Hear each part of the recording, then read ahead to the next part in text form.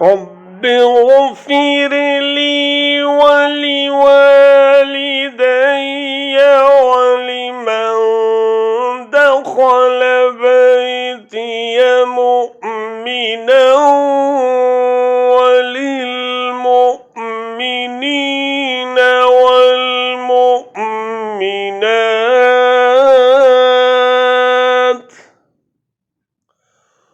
ولا تزد الظالمين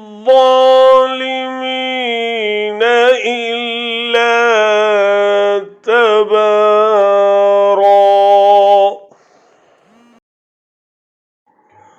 رب اغفر لي ولوالدي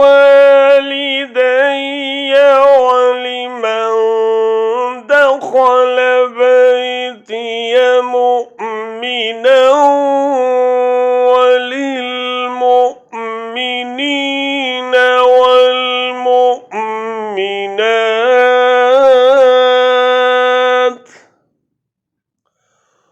ولا تزد الظالمين إلا تبارا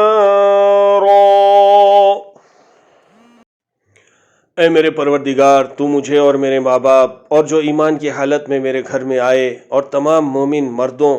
और औरतों को बख्श दे और काफिरों को सिवाय बर्बादी के और किसी बात में न बढ़ा। My Lord, forgive me and my parents and whoever enters my house a believer, and the believing men and believing women, and do not increase the wrongdoers except in destruction.